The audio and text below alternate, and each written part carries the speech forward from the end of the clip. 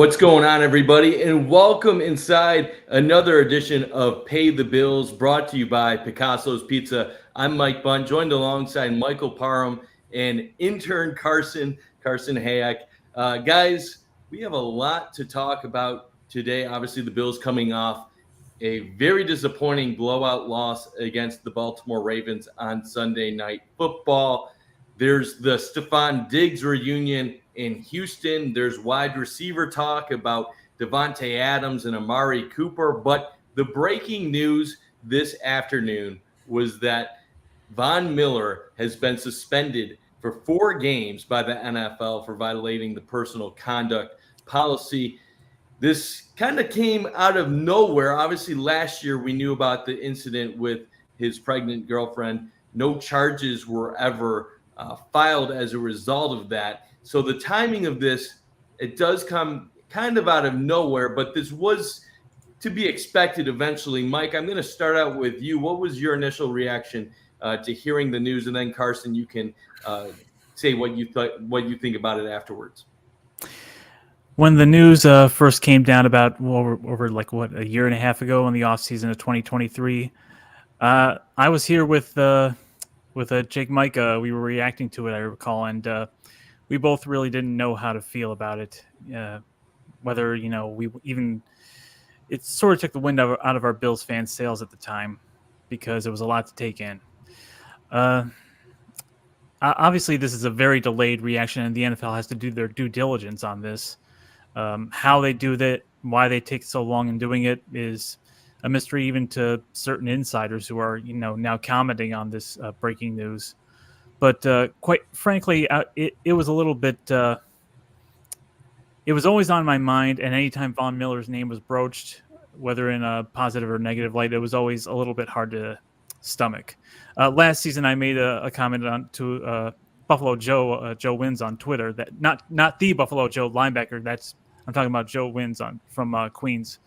That it was a little bit hard every time to see him on the field. It was almost easier to stomach when he wasn't being effective, when he was still trying to recover from his injury. So he wasn't making that much of a difference, and we didn't have to,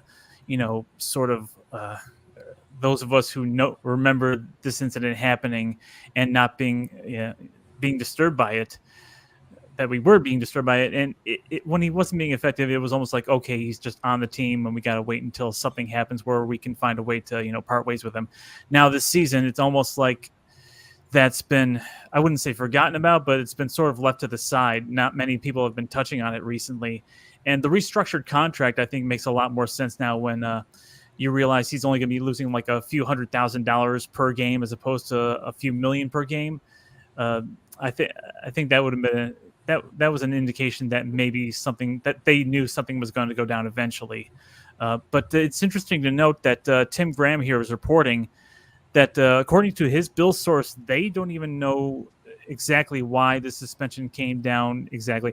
Obviously, a lot of people, including NFL insiders, are connecting this to that off-the-field domestic violence alleged incident. But it's interesting that the league and the Bills are not directly saying, either openly or through sources, that this is the incident that is leading to this 4-game suspension. But it would line up with what we've been anticipating here. Carson, what are your thoughts regarding all this? Yeah, I mean, you hit on specifically what I wanted to hit on was more so the fact, we don't have a specific reason on why he was suspended. You would imagine that it is probably the whole domestic violence thing last year with his pregnant girlfriend. But, I mean, the fact that they don't give you a specific reason yet is it's a little interesting. I don't know. I wouldn't say it's concerning yet, because I know Tim Graham also did put out there a later tweet, that's, what they hope. And they're not like he didn't, not that it was that's horrible to begin with, but that there wasn't, added detail or something else that he did, which would, result in the suspension. So it's strange. It's really strange time to me, week 4. You think they had, all off season to figure this out, especially since there's no charges filed. It's interesting to me that they, week 4 was now the time that they put this in place. They didn't wait till the off season, or they didn't do it last off season. So it's a unique time. Defensively, this is a huge loss. He was playing some really, really solid football. We've already lost a ton of guys. We're getting thin here, but I mean, it's next man up mentality, and we'll have to take it from here. Yeah, so the money, exactly, this is what Spot Track ended up tweeting a little while ago. He said Von Miller will forfeit $333,333 of his $1.5 million salary per his 4-game suspension for violating the league's personal conduct rule. Before the renegotiation that Miller had this offseason, he would have lost $3.81 million. So he's losing $3.5 less million by basically renegotiating his deal. Now, at that time, people thought he was doing that to basically help out the Bills in a rough salary cap situation. And yes, that did help out the Bills quite a bit, but it's also apparent that he, and probably the Bills as well, expected him to get suspended, and that this was a move to also save him some money at the end of the day as well. Now, he has had a good start to the season. He has 3 sacks in 4 games, but it's also important to point out he only played 9 snaps against Baltimore on Sunday Night Football. So he has become a little bit more of a pass rush specialist than he is an every down defensive end that can take over games in several ways going forward. Now, what does this mean for the rest of the season? Well, in some ways, this actually might give him a little bit of a break and be energized for the second half of the season. For the Bills short term, do you want to see this happen? Absolutely not. But what did we say when Von Miller first came on the team? It's not really about what happens from weeks 1 to 18. It's about what happens in the postseason. So sitting at 3-1, the Bills are still in a pretty good spot, and I think they'll be able to survive 4 games without Von Miller. What they weren't able to survive was Sunday Night Football against the Baltimore Ravens in what was probably one of the worst games we've seen by the Buffalo Bills in recent memory. They had a streak of 44 consecutive regular season games where they had either won or lost by 6 or less points. That streak went all the way back to 2021 when they got ran over by the Indianapolis Colts. I was there. It was a miserable day at Highmark Stadium, but that streak officially over. I'll give my thoughts after the both of you, but what were your main takeaways? We're not going to spend too much time on this because it's kind of depressing, but what were your main takeaways from Sunday's loss? We'll start with you, Carson. Well, there's a lot to be concerned about, but I don't think there's any reason to be pressing the panic button. It's the first loss of the season. From the opening start of the game, I mean, Derrick Henry and that offense just they played better than we did. Up front, they were stronger than us. It seemed like they were just completely more physical. Through the whistle, they developed a run game, and every single time I felt myself saying, even in the second quarter, when Henry or Justice Hill would have a play for 5 yards, I'm okay with that. And that, when that's the standard, you're typically in for one. And that's exactly what happened to the Bills. I mean, I felt personally, and I know we're probably going to touch on this a little bit about the trick play, but I was relatively confident, hey, the Baltimore Ravens, they are known for blowing leads here in the past, 8 or so games that they've been leading at halftime. They did it to the Raiders this year, and, they let Dallas back in it in the game before us. So I thought, we definitely have a chance. The game's not over. And the Bills showed that in the first 7 minutes of the third quarter. They get a big stop coming out of half, and they drive and score. And then, we ultimately shoot ourselves in the foot here when we got way too cute. I mean, you're in plus Baltimore territory. You have 2nd and 4, good first down play. And then you come out with a trick play that ultimately almost loses your quarterback to injury along with Dalton Kincaid, let alone turn the ball over. And from there on, the game was just completely different. Buffalo didn't stand much of a chance. But, I mean, there is definitely concern about the Bills' run defense, and it's not just the Baltimore game either. It's, James Conner, Devin Achane, now Derrick Henry, they all did it to us. So, I mean, there's some takeaways coming out of the game. But I think primarily this team's got to get healthy. They got to look, forward here to Houston. And if they can take care of business in this next week, I really don't think there's going to be, that much looking back in the past on, oh, well, you lost this week 4 game. There's bigger things than week 4. Yeah, the 2 obvious big plays of this game were the Baltimore's first run with Derrick Henry, which basically shocked everybody. Yeah, they need some beef inside. Well, I think that we have some beef inside. They just weren't effective. Ed Oliver was just getting blown off the ball from Yes, he the was. start. And as far as that very first Derrick Henry run, the reports are that Baltimore knew all week that they'd be starting with this crunch run play that they call it. If the Bills were in a specific alignment, they wanted to take advantage of our aggressive defensive line that likes to get upfield very quickly. So they just got the look that they wanted, and they just put a hat on a hat. Ed Oliver was basically pushed out of the picture, and Derrick Henry was just off to the races. I think Rasul Douglas might have been covering the outside slots, but he looked a little bit out of position. Maybe he was supposed to be there, and he just wasn't in the right place to make a play, and everybody that was got a Baltimore blocker on it. I think another thing Baltimore was utilizing was wham blocks, where they would use a running back or a tight end to get some of those defensive linemen, allowing their offensive linemen to get to the next level up the field and take care of any of the safeties that they needed to get out of the way. But Baltimore, another thing about Baltimore, they were running on heavy personnel, which is like 2 running backs and two tight ends for 82% of the time, I heard. And the Bills put 6 or less players in the box on 41% of those rushing snaps. So I think that Baltimore just had a good game plan going in as far as what they wanted to do running the ball. And they knew that they could take advantage of as far as what this Bills makeup is concerned. That they like to utilize nickel even without Teron Johnson in here. They have a 2 linebacker scheme with generally 2 high safeties, and it's more oriented to stop the passes. Most defenses we're seeing in the league are generally these days. But you have to give it to Baltimore. They knew how to physically compete with the Bills defense, and from the very start that they did it. The other thing, of course, is the trick play, which both the coach and offensive coordinator are now saying, yeah, we got to put that one in the trash. 2 things that I saw in that play was the offensive linemen were not really getting on any of the defensive linemen on that trick play as they were taught, as Curtis Samuel was taking the snap. I look at it from the all-22 end zone camera, and Deion Dawkins and nobody on the left to center sides was really getting on any guys. It was almost like they were just standing up and waiting for them to make a move. Meanwhile, there was penetration from the left side that almost blew up Samuel's toss to Josh Allen. Almost made it even an uglier play than it actually ended up being. And who was it? Matt Collins was down the field. He was probably the intended receiver, but even he was double covered. Maybe had at least 2, maybe 3 Ravens in the general vicinity.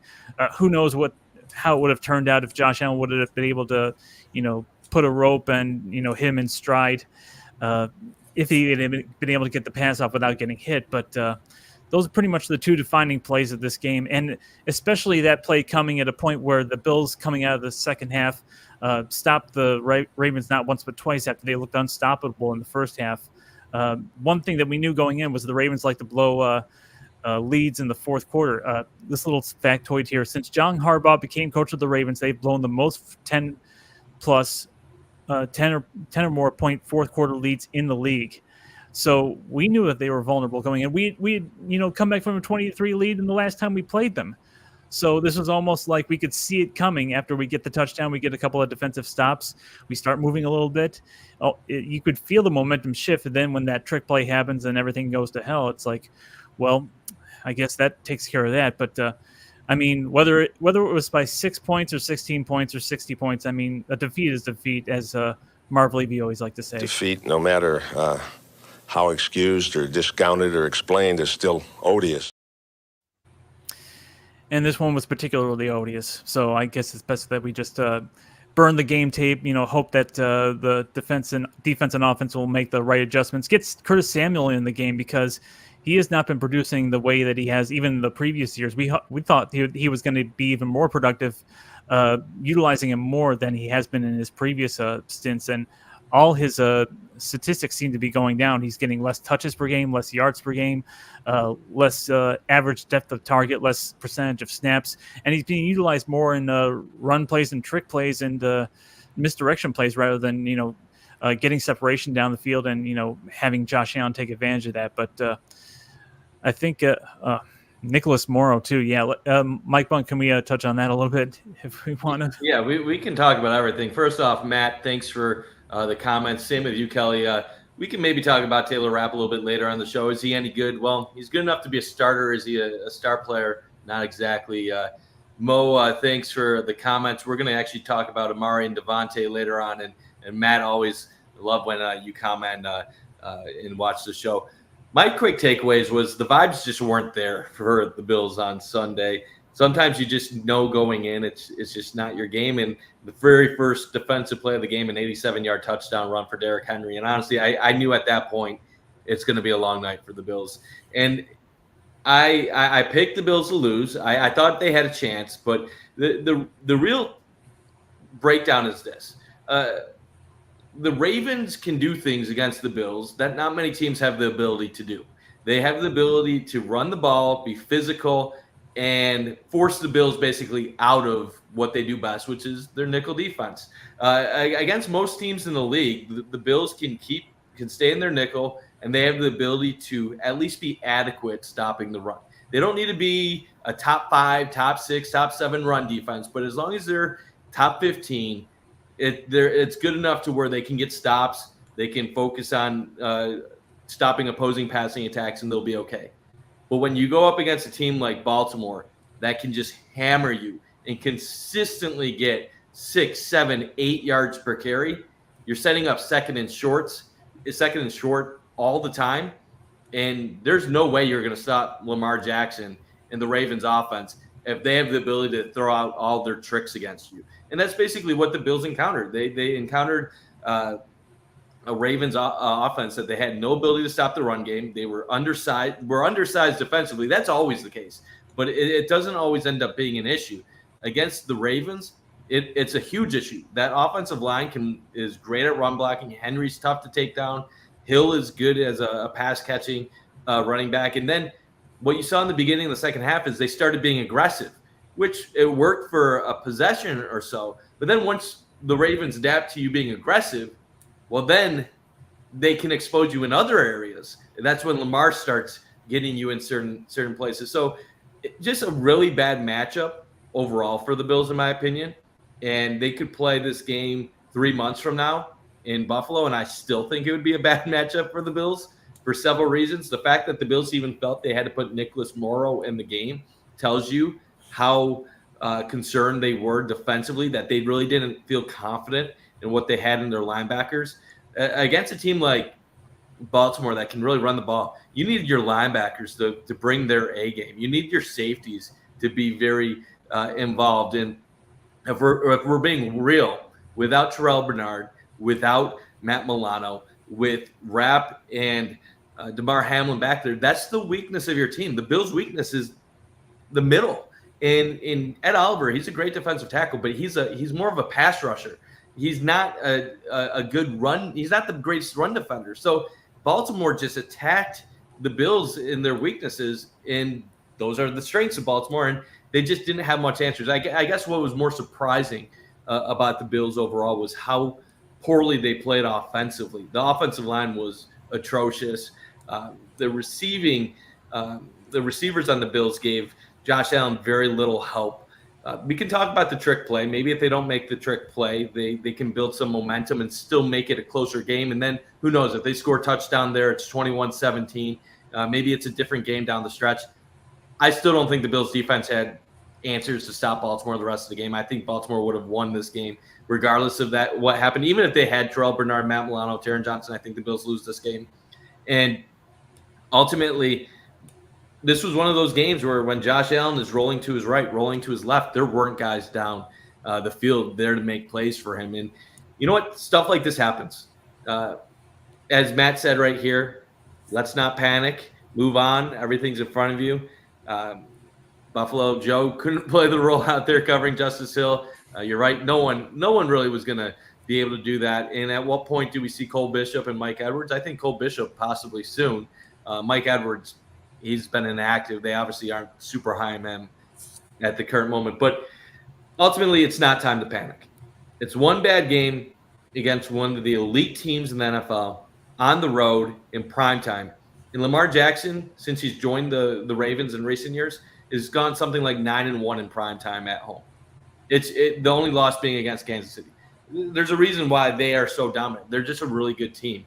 Any final thoughts before we move on? Because honestly, in my opinion, my thought process, I've already long moved past this game. I moved past this game by the time it was the late third quarter. It's not even resonating in my head. Honestly, a blowout loss sometimes is much easier to move on from.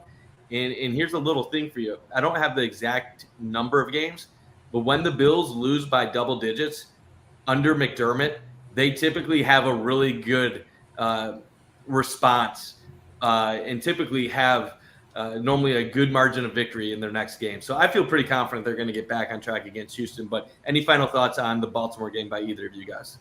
It was just a really, really bad matchup. I mean, you touched on I wanted to bring this up earlier, actually.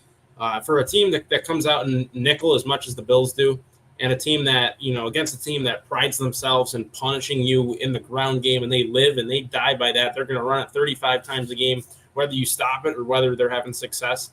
That right from the get-go it's a bad matchup.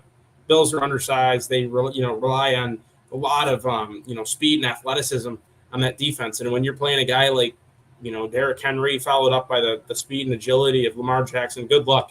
You're in trouble. So right from the first snap of the game, Baltimore just overpowered us. You're right. The offensive line too, as far as the Bills go, they were terrible. Just to be honest. And this is one of the rare times that I thought when they blitzed Josh Allen, the game plan actually worked. Josh Allen's typically been phenomenal against the blitz. The other night wasn't getting it just wasn't working out. He wasn't getting guys open. The line wasn't picking them up in protection. And it was a phenomenal game plan by Zach Orr and that defense. So I give full credit to them. They're a great football team, but this is a time, where the Bills really got to reflect here, and it's all in front of them, as the great Aaron Boone once said. And let's keep in mind with Mo's comment, the Ravens were one basically toe away from beating the Chiefs in Week 1 in that primetime game. So they're still no slouch. And they should have beat the Raiders too. Yeah, they're 2-2. They're not invincible, but that doesn't mean that they're weak either. They have the second best DVOA of a 2-2 team in the NFL history. They're much closer to being invincible than they are being mediocre. Best record in the AFC last year. So I'm with you, Mike.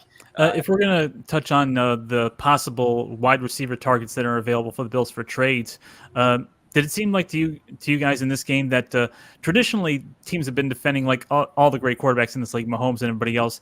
You traditionally defend with nickel, too high shell cover, don't give up the deep stuff, make them throw underneath, make them work for it. And Josh Allen has been a lot more patient, especially in the beginning of this season. Taking the easy stuff, getting the dump offs to his underneath routes, his checkdowns to his running backs.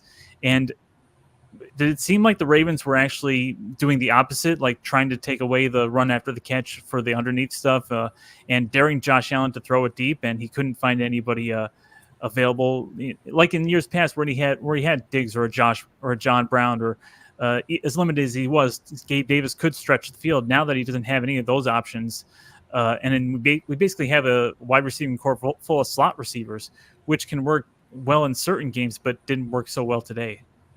It's going to be tough at times for this Bills offense. They don't have guys to really stretch the field from a vertical standpoint. You are right about that.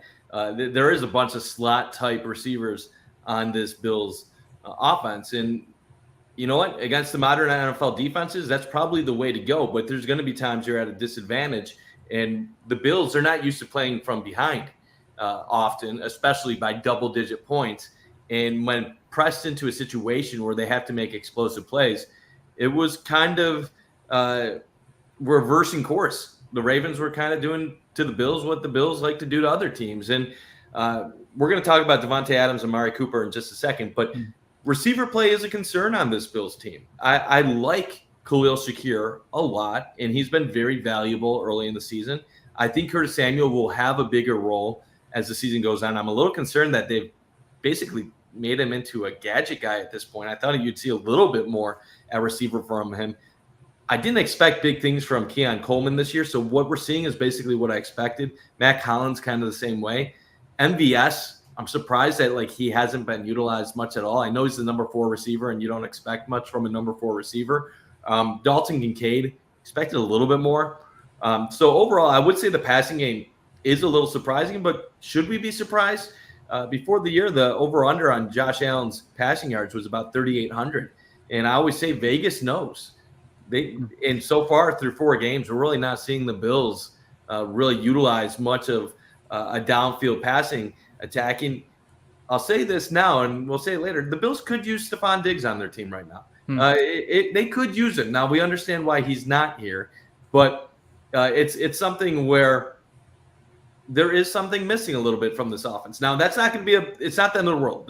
They have the second most points in the NFL through 4 weeks. They're averaging 30.5 points a game. So you really don't need to, as long as you're scoring points, it doesn't really matter how you're doing it. Fans like the explosive stuff, but having a good running game, being able to keep drives alive, that's not a bad thing.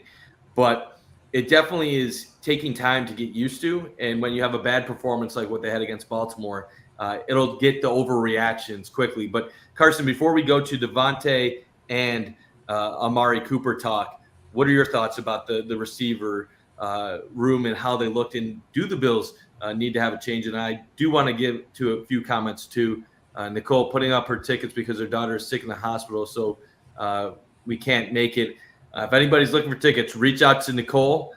She's looking to sell them. So if anybody wants to go to the games coming up, reach out to her. And then Matt would love to see some more Ty Johnson and Mo. Bengals will beat the Ravens this weekend. Definitely possible. But Carson, let's go to you on the wide receiver topic. I think I differ from you guys a little bit. Coming in, where's the wide receiver talk last week? The team could have dropped 50 on Jacksonville if they wanted to. To me, it's not as big of a concern as what some people are saying, where we have to go out and get Devontae Adams or Amari Cooper or, the offense is, live and die by, spreading it out. And that's a problem. But I think we're fine. As of right now, I still think the jury's out. I think it's a little too early. But right now, I think I'm fine with where the Bills are at. We knew coming in that they're going to have to everybody eat mentality, and that means everyone has success mentality. But, being honest, and everyone knows Sunday night they didn't get the job done. I think there were promising signs out of Keon Coleman. He had that brutal drop in the I believe the second quarter. After that, he played how we expect him to play, being that big basketball guy who goes up there and rips the ball away. I like what I saw out of him in that second half of the game. But if Khalil Shakir can get back healthy, I like seeing what he's got. He's had a phenomenal start to the year. It's a shame that his 29 for 29 target streak came to an end the other night. But Curtis Samuel, he's a guy who needs to pick his game up. If there's one hit, knock that I have on this Bills wide receiver core, it's probably him. He has to pick his game up. I think we're close to a Curtis Samuel type of game. I feel like almost this week against Houston will be that type of game. But he needs to start being more of an every down type player rather than, this glorified Isaiah McKenzie type, gadget guy. So I think we're okay at wide receiver right now. This team scored, like you said, Mike, the second most points in the NFL so far. So, for a team to be complaining, do we need, this and that when you scored that many points? I don't exactly, know if that's correct after one loss in which you struggled against a really, really solid defense. So, time will tell. But so far, I'm at least satisfied with what we have at the position. So your answer, Carson, is you don't think they should go after Amari Cooper or Devontae Adams? I wouldn't phrase it exactly like that. You always can look to try to get better, but it has to be at the right price. And right now, you need a few guys to step up. Curtis Samuel, Valdes-Scantling examples. But I think right now you can live with what the Bills have at wide receiver and win games with that. So, Mike, I'm going to toss it to you now. Would you make a move or at least be in the market to make a move for Devontae Adams or Amari Cooper? My thoughts were going into this game that the best advantage with the Bills was going to be their passing offense. The Ravens were giving up the most explosive plays in the NFL going into it, and they were dead last in passing defense. So if you can't take advantage of that and you can't the only downfield success Josh Allen had was on a broken one of those crazy run to 1 yard out of bounds and chuck it up. And if that's what it takes to get downfield passing, then I think we do need all the help we can get. You always have to be looking to upgrade. We have some solid, number 2 slot receiver types here, but as much as we weren't able to make it work with Diggs for whatever reason, whether it was professional or personnel or scheme or whatever, I think we do need to find a replacement for that guy that you can just rely on to just take over a game deep down the field as far as getting separation and being able to make plays.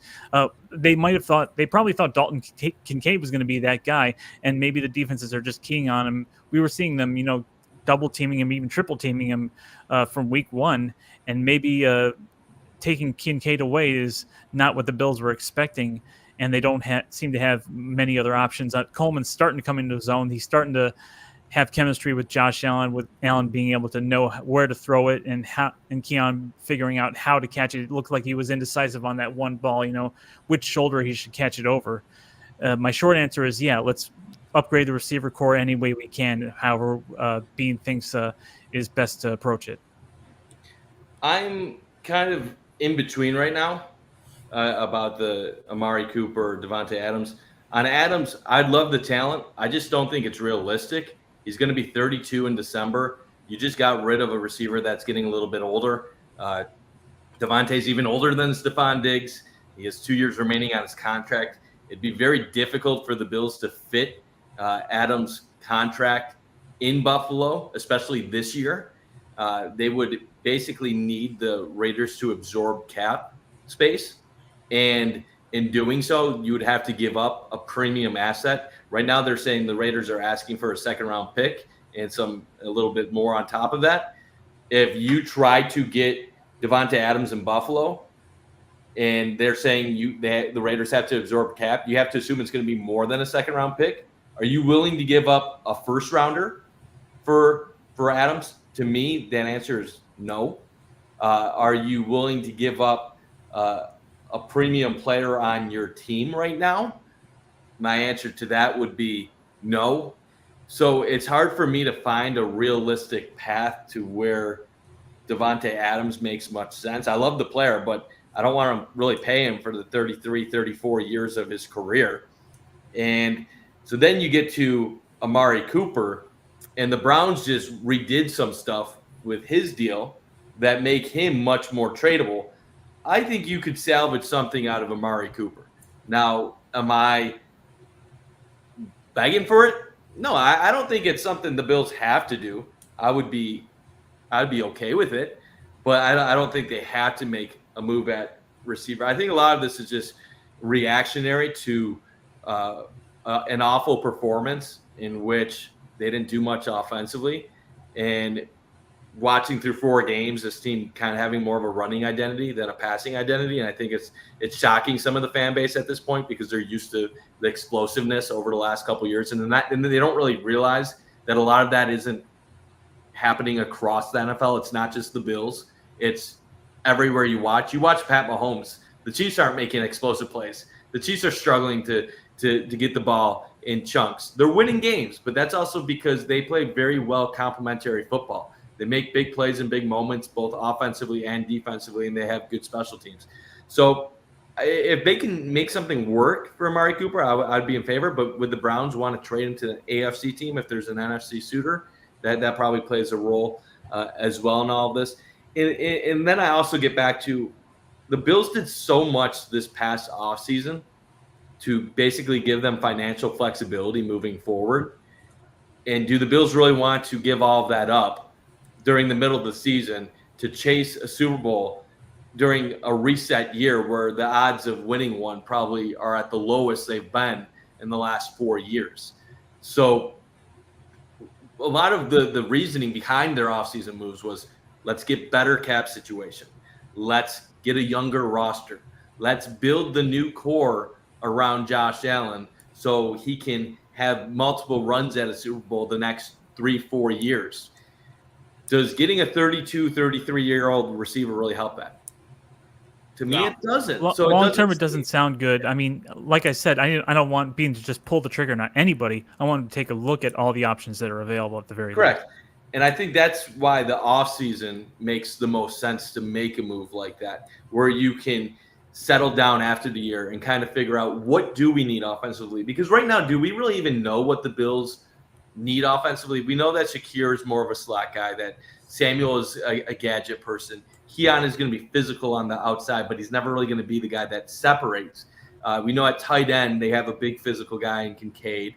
who can somewhat go vertical, but it hasn't been really used much in that regard. So really what the Bills need is they need that top end separator, number one type person. Well, there's two ways they can go about it. They can do that. They can go after that in the draft, which they had the possibility of doing that this year if they wanted to trade up, but they didn't want to give up premium assets to get one of the top three guys like a Neighbors. Obviously, Harrison was never in the cards, or Romo Dunze.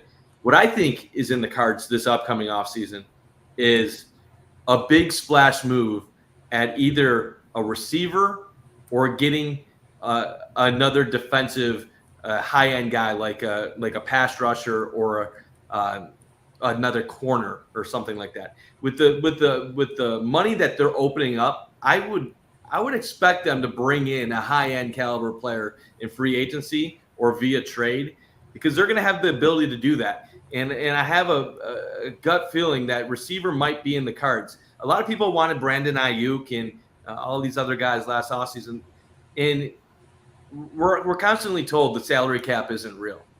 Well, unfortunately, it is real. And when you have enough deals on a team like the Bills do with guys like Von Miller, and then you have the dead cap from Stefon Diggs, you have Josh Allen's contract, you have all these contracts, they add up. And you can only restructure so many times and push back money before you have to basically just eventually say, we're going to eat it, and then we're going to free up space in the future. And I think that's what the Bills' offseason strategy showed.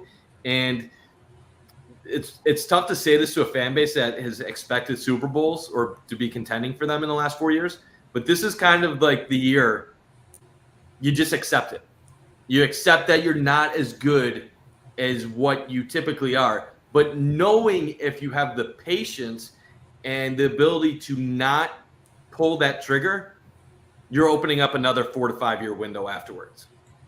Yeah, I mean, I'd like to go back real quick and just say, I mean, look at the receiving core Mahomes had last year in their run.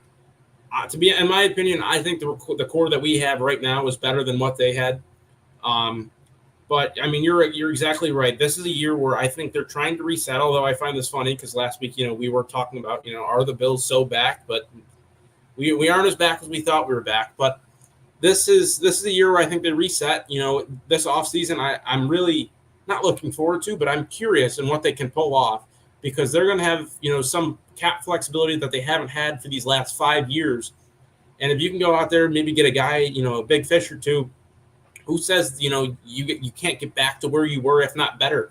So this is a year where I think, we're going to be pretty solid. I still like our chances. We're probably going to win the East. I'd say, knock on wood. This is probably a year where I say, the classic divisional round to exit. But if we can go out there, maybe get a big fish at the wide receiver position, a guy who can stretch the field, maybe along with defensively, we do need some help, especially in that secondary. I love how Christian Benford has been playing this year. He's been phenomenal. But that safety room definitely needs help. So at this point in time, it's a reset year. We understand that. They said the same thing about the Chiefs last year, for whatever that's worth. I still think our wide receiver core is better offensively. I like what we've done so far. But it's all about, how we rebound here, because next week we could be in the same position with a dynamic win over Houston, and all of a sudden we're talking about, is the 1 seed back in play? So it's week to week. You can't ride the highs and lows until the end of the year. So who knows how this one plays out, but I'm excited for Houston this week. Bring it on. Let's go. Mike, any final thoughts on this before we move on to Houston? I wonder how much the vulnerability, like you mentioned, the Chiefs aren't playing as well. Even much as they're undefeated, they're not playing up to their standards in particular. I wonder how much that might factor into Bean's willingness to go all in for this. I know he's playing it smart. I know he's waiting for the next offseason when cap room is going to free up and we can go get our bigger stars on both offense and defense. But maybe he can find a way to make some smaller moves on the trade market, because he feels, even though this is supposed to be an unofficial reset year, that the AFC is a little bit more vulnerable for the taking. Yes. The Ravens win over us notwithstanding. Yeah, that's a very good point, Mike, and it will be interesting to see if that does change any of the decision making, because looking at this Chiefs team right now, without Pacheco, without Rashee Rice, they really are vulnerable offensively. It's really Mahomes carrying everything, And then I'm hoping Travis Kelce can find a little bit of a resurgence and have his game get to another level that we haven't really seen much early on this season. And who knows, maybe that will impact Brandon Beane and his decision-making going forward. We'll have to wait and see. But we're finally at the part of the show that everybody wanted to talk about. It is Houston week. That means it's Stefon Diggs reunion week. And, I'm feeling very nice today and generous. So before we get into breaking down this game, I'm going to give both of you guys a few minutes each to get out any thoughts that you need about Stefon Diggs, whether that be positive, negative, grievances, praise. And then after a few minutes of that, we'll talk about this matchup rationally. We're not going to get all emotional, but I'm going to give you guys both a few turns at your thoughts on the Diggs aspect of this matchup. Mike, we're going to start out with you and then toss it to Carson.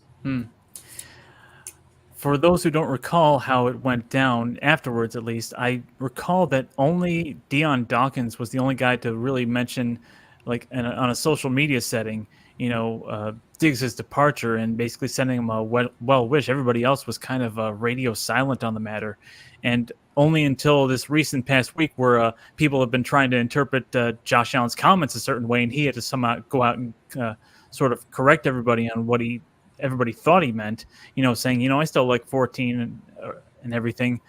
I think there's more professionalism. I think more so on the Bills side. I think Diggs has been needling it a little bit in his comments and his interviews. He hasn't really said anything incendiary, but whatever he has been saying, I'm sure is going on the bulletin boards of the Bills locker rooms. He hasn't been really as effective as he probably would have liked to have been, especially compared to Nico Collins, but he's been making some plays here and there. Any feelings I have, it's hard because it's hard to know what Diggs's issues with the teams were. Was it about his usage? Was it about the game planning? I mean, it goes all the way back to the Cincinnati playoff game versus the Bengals, and how not overly demonstrative, but you can tell that he was bothered by something, and walking out of the locker room and having been coerced back in. They've been pretty tight-lipped, both the coaching and Diggs himself, about what the issues were, and especially in the offseason I think it was last year, not showing up for practice, at least not going to practice on that first day, and Coach McDermott's comments on that matter, and then having to sort of walk it back a day later. It's all basically a lot of smoke, but we haven't seen what the fire is yet. So it's kind of hard for me to compartmentalize, what Diggs' problem is and then how we feel about that subsequently. But players still have egos, regardless of how they still feel about each other. They want to be proven right. They want to prove that they still have a worth, and they're more valuable than whoever they previously played for saw them as, regardless of whether it was over money or scheme or a personal problem or whatever. So it's the Sean McDermott's team is not going to say anything.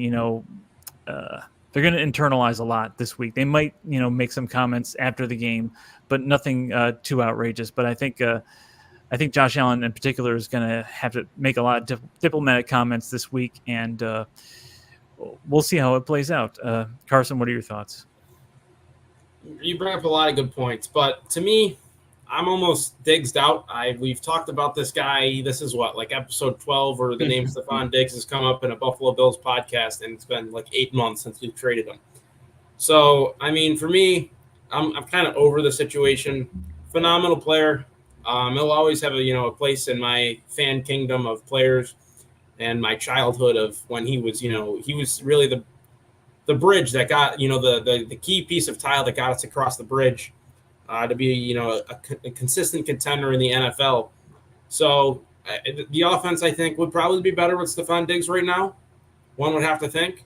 But at the same time, he also he was the offense in a way where he would demand the rock so much where other guys could not succeed, almost to the point where he was almost making the offense worse. And, the Chiefs had almost a similar thing with Tyreek Hill go on before they got rid of him. Now we get rid of Stefon Diggs. we have kind of a similar, not so resurgence in offense, but we play the game a little bit differently. We're smarter with the football. We aren't turning it over. We're more balanced. So he's a great player, but I'm not missing the drama one bit. It was really, really hard to interpret him sometimes. The classic line of he was, Diggs being Diggs. I'm glad we don't have to deal with that anymore. You brought up a great point when, Deion was the only guy to say that he really, not appreciates his time, but, he misses him on the way out. That does say a lot about a player like that. I think the locker room is appreciative that they don't have to, live with keeping some guy happy so the team can be happy. And I think the team morale is up because of that. The culture's up. The vibes are up. Did not show this last Sunday, but I'm just Diggs down. I want it to be all over with this. This will be the last week we talk about Stefon. Well, second last week we talk about Stefon Diggs. Unless they play in the playoffs. Sure. Mike, stop. If I'm not showing up to the preview of stuff, if I see on the note card Monday afternoon, Stefon Diggs. That would be fun, because then the national networks would get hyper sensationalized.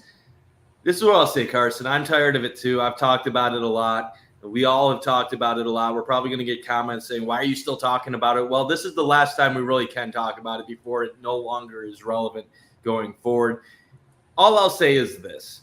Diggs was one of my favorite players on the Bills over the last 4 years. He's done an amazing job helping Josh Allen turn into one of the star quarterbacks in the league, making himself one of the best receivers in Bills history, part of one of the most successful runs in Buffalo sports history here with the Bills. I never seen someone have the impact on games in Buffalo like he quite had. 4 seasons of 100-plus receptions, 1,000-plus yards each year. He became a superstar in Buffalo, and a lot of that is because of him and Josh Allen and what they had.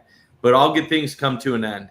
And at one point in time, he no longer felt the same love for the team and the franchise in the area that he did when he first got here. And that's not a bad thing. Sometimes you need change in life, and you need a different setting and background in order to do what you do and do what you do best. And I just wish there was a little bit less hatred and more acceptance of just the overall human side of this. The fact of it is, Diggs wanted out. He wanted to change. Buffalo fans shouldn't be super butthurt about that, but we shouldn't also defend what he did. He played his way out of Buffalo. He chose to go to the franchise, tell them that he didn't want to be part of the Bills anymore, whether that happened last offseason before minicamp or during the season. He had opportunities several times to put out fires. He chose not to. Maybe he wasn't egregious on and off the field. Obviously, the Cincinnati situation is always brought up because that's really the only thing we have on film. And maybe he wasn't a bad teammate. Maybe teammates did like him. But as Isaiah McKenzie said the one time, 85% of Diggs is awesome, but the 15%, you never know what you're going to expect. Isaiah McKenzie was kind of telling us a little bit there. He was saying, we like this guy. He's a fun guy, but sometimes he goes too far. Mm-hmm. And that happens with NFL players and professional players. You have the Tim Graham report incident where Diggs and Allen basically told Diggs to get away from him.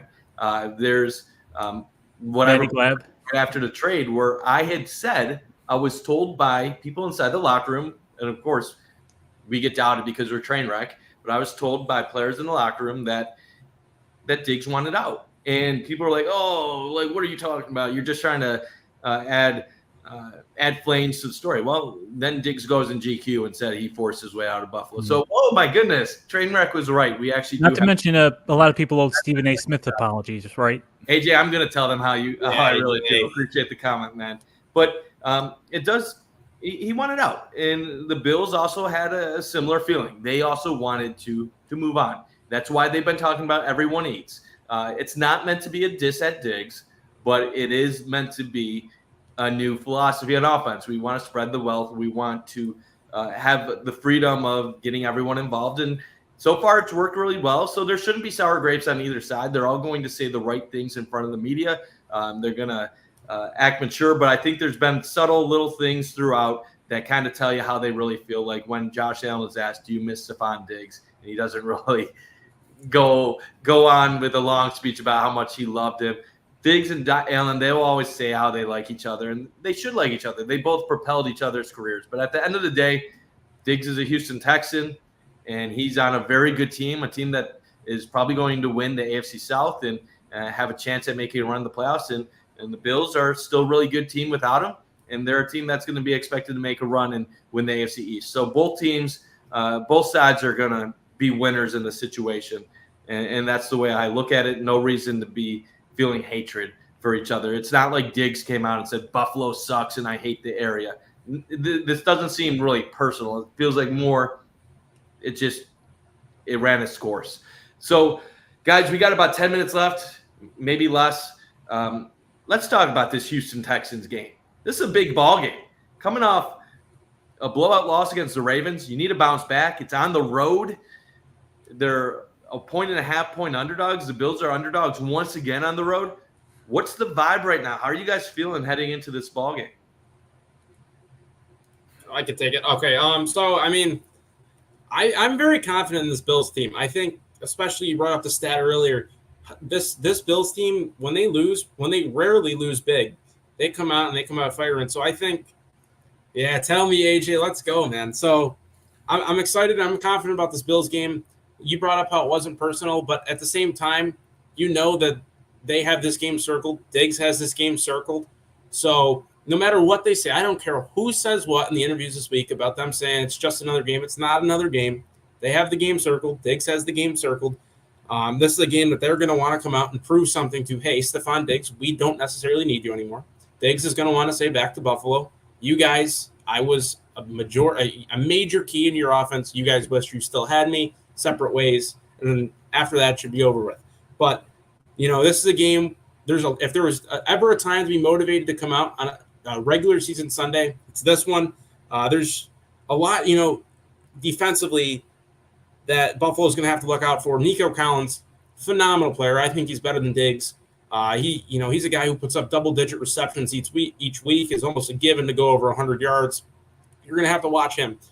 Diggs is going to be. And when you're watching Nico, you're going to have to watch out for Diggs too, because he will kill you if you let him, especially if you come out in man coverage. But the Bills, big zone team. I think this is a matchup for Buffalo that isn't as weary as what the Ravens matchup was. They can come out nickel, have some success.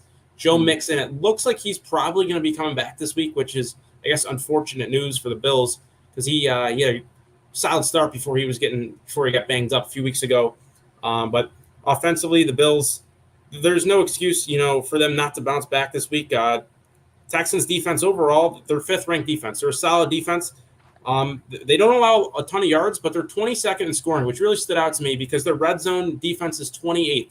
So in that rare moment where the Texans might slip up or something like that, they give you the ball and with good field position, you're going to have to be able to capitalize on that, and you're especially going to have to capitalize in the red zone. If they do that, I like the Buffalo Bills' chances this weekend. Yeah, you mentioned Joe Mixon coming back. Week 1 versus the Colts, he had a 30-carry, 159-yard game. So if the Texans start getting that aspect back into their offense, and they take a look at what the Ravens were doing in this particular last week, taking advantage of the Bills over-pursuing their aggressive upfield defensive line nickel coverage, it could be a problem because if you look at it on paper, the Texans' strength seemed to be their passing offense. It's top 5 both passing offense and passing defense. They're more middle of the road. They've been more middle of the road rushing in the 4 games this season, and more middle of the road scoring. But if they get Joe Mixon back, then that changes the complexion of the game, I believe. Carson, you were touching on earlier where trying to get Diggs more involved would actually be more of a detriment. That one big loss that they sustained against Minnesota, 34-7, just happens to be Diggs' best game so far this year. 10 catches on 12 targets for 94 yards, and yet they can only get 7 points on offense. I think if you look at what the Jags were doing in this previous game, the Jags were getting a lot more pressure on C.J. Stroud than they were getting on Josh Allen. So maybe there's an opportunity there for the Bills to actually get upfield the way they want to and get some pressure on C.J. Stroud, more so than they were doing with Lamar Jackson and how he likes to move around and get yards with his feet, not unlike Josh Allen. I think it's going to be a little bit less of a matchup nightmare, but I think it's going to be still a tough game. I'm going to throw out my prediction, say 24-21. No one heard too that. quick on that. We gotta wait till after I give my thoughts. Then we'll do all right. a quick prediction through there. I like it though. You're excited. I feel like that's good news for the Bills that you wanted to get your prediction out there that quickly. But I'll just give my quick thoughts. I feel confident. I didn't feel good about the Ravens matchup. I feel much better about this Houston matchup. You're right, Matt. This bunt train never stops. Appreciate the shout out and everyone watching. Here's the thing I think about Houston. They're 3-1. They're a good team, but look at their game so far. They struggled to beat the Colts. They win by 2 in their season opener. Then they get a 6-point win over the Bears. That was an ugly, sloppy matchup. They get blown out by the Vikings on the road. Yes, Minnesota looks good so far. No, I don't want to crown them as one of the best teams in the NFL yet. Then they return home and they barely squeak by the Jacksonville Jaguars. I have not been overly impressed by this Houston Texans team. They have a lot of star power when you have guys like Nico Collins, Tank Dell, Stefon Diggs, Joe Mixon, and then obviously CJ Stroud. But if they were the level of some of these other teams, they would be winning these games by more. They would be executing better offensively and not needing to get drives in the last minute against some weak teams. We just saw what the Bills did against Jacksonville and what Houston did against Jacksonville. And yes, that doesn't mean that suddenly the Bills are that much better than the Houston Texans. But I do think it shows where the two teams are at right now, a little bit at least to start this season. Both are 3-1. I think Houston, it's fair that they're favored. They're home. I think this is, most people would say it's a pretty close to even matchup given the rosters. But I'm a little concerned about Houston, and I don't want to anoint them after winning the AFC South by winning one AFC South title with a young quarterback. They need to prove it to me still. I'm not going to anoint them one of the best teams in the NFL yet. And I that doesn't mean the Bills can't lose, and that doesn't mean Houston won't destroy the Bills. But I just think that a more of a passing matchup with the Houston Texans offense kind of caters more to what the Bills want to do defensively. Can Mixon tear it up on the ground? Yeah. But if they want to have Joe Mixon run it on the ball, I feel like the Bills would be okay with that because then they're not throwing it to Nico Collins. They're not throwing it to Diggs. They're not throwing it to Tank Dell. And they're keeping it out of CJ Stroud's arms. So I think if Houston wants to run, go ahead, run the ball. Try to do what Baltimore did. I don't think they'll have the same level of success on the ground that Baltimore did because I also think the Bills will make some adjustments based on what just took place against the Ravens. So I feel confident that the Bills are going to come out more prepared in this game defensively. And then offensively, how many games can you really keep this Bills offense down for? I feel like it's more an aberration when the Bills have a poor offensive performance. They're going to find a way to put 20-plus up. I think this is going to be a shootout. We'll see how it eventually ends up playing out as far as score. But let's do a rapid-fire prediction. We're going to make our picks and then give a few thoughts on why you go that way. Carson, I just want to say I'm mad at you last week. I told you that you were supposed to pick Baltimore to keep the Bills' good vibes going. Of course, you go against that. You pick the Ravens, pick the Bills, and you jinxed us. So I'm going to start with you, Carson. Who wins this game? Bunt, I'm glad you brought that up because I instantly thought that. I texted Jake. I'm like, Bills lost, that's on me. But give me the Bills 23-20. I think it's going to be a big Curtis Samuel game. I think Josh Allen's going to use his legs a little bit more this week. The Bills are, with that one extra defender that, what they call the joker, they're going to have to make a choice whether they're going to want to defend the middle of the field or, double cover, whether it's Nico Collins, even Tank Dell, AJ Sapolsky, phenomenal point. Middle of the field is going to be a big question mark or, whether they're going to try to stop Joe Mixon in the run game. I personally think I'd come out too high. And I'd make the Texans try to win in the red zone. They're going to have to, have some red zone success. And when the areas get tight, I think that's what's going to favor Buffalo's defense. And you have to get pressure with 4. And I think the Bills are going to do that. Terrible week. They had a 1.4 or 1.2 pressure percentage against Lamar Jackson. They recorded 1 pressure. It's got to be better than this week. I expect a lot of creativity from Babbage and company. And give me Buffalo. Let's go. You saw the Bills start the game against the Ravens with a lot of passing, and that's what I was really expecting and asking for, given how poorly the Ravens' pass defense was performing. But obviously, they were ready for it. The Texans, as I said, their strengths are more in the passing game, so I would expect Joe Brady to go back to a more balanced attack. And with the Bills' defense, their strength being the passing game, I think they can handle Joe Mixon in the running game or whatever they happen to throw at him. So, like I said, Bills 24-21. All right, we got 2 for the Bills. Am I going to break it up and go with the Texans, or am I going to go with Buffalo? I've already picked against the Bills twice this year. So if there was a pessimistic Bills fan, I might be the guy, even though I have Buffalo going 11-6 this year. But that's not going to be me today. I'm going with you guys. I'm picking the Buffalo Bills to get this victory. I think there's going to be a lot of points scored in this ballgame because I really don't think either defense can really stop each other in this contest. Not saying they're going to pass it a million times and that this is going to be a shootout, but I see this being something like a 31-24 type ball game. I'm going with the Bills. I feel like they never stay down for too long. If they do lose, it'll be kind of concerning, dropping to 3-2 going on the road against the Jets on Monday Night Football.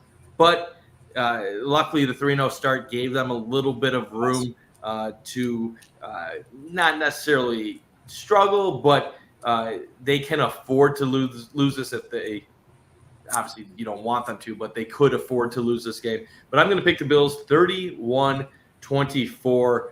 Any final thoughts from you guys? Go Bills. It's only one game, but 1 is an accident and 2 is a trend, like Chris Berman used to say. I love it, Mike. I love it. But thank you for everyone that stay tuned in for an hour here, paying the bills. If you're watching on YouTube, make sure to like and subscribe to Bunt Takes and Trainwreck Sports.